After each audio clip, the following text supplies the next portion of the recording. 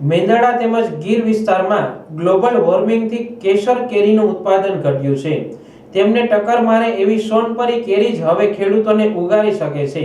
વાયુ જળ પરિવર્તનને હિસાબે આ વર્ષ આંબાના ફાલ બળી ગયેલા હોય, ખેડૂતો બાગાયતી ખેતી કરતા હોય, કેસર આંબામાં રોગ પ્રતિકારક શક્તિની ઉણપને લઈને આ સિઝનમાં નર ફ્લાવરિંગને માદા ફ્લાવરિંગની જગ્યાએ ગ્લોબલ વોર્મિંગની અસરથી નપુંસક ફ્લાવરિંગ વધુ હોય તેમજ પતંગિયા અને મધમાખીઓની હાજરી ઓછી થઈ ગઈ હોય, ફલિનીકરણ ન થતા કેસર કલમો પર એની વધારે અસરો જોવા મળે છે।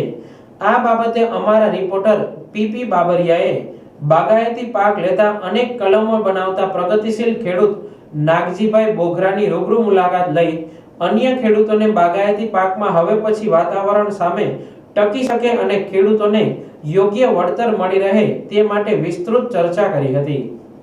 મારું કહેવાનું એ છે કે ગ્લોબલ વોર્મિંગની અસરને હિસાબે કેસરમાં મેલ અને ફિમેલ ફૂલો હતા જ નહીં, ફ્લાવરિંગ હતું પણ નપુંસક ફૂલો હતા, એટલે માલ બંધારણ નથી થયું।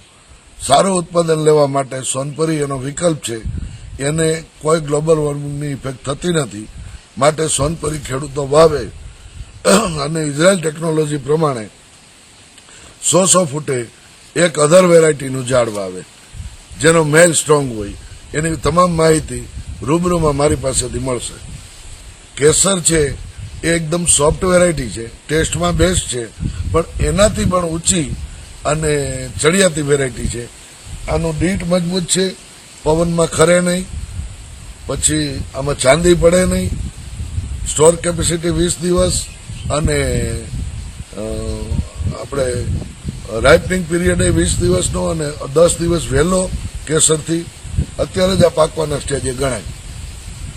અને બેસ્ટમાં બેસ્ટ વેરાયટી જેમાં સોનમાં કંઈ લાગે નહીં, બધા કેરેક્ટર આના સારા છે અને આવતા ભારતમાં મેંગો પ્લાન્ટમાં ભારતનું ભવિષ્ય આને કહી શકાય।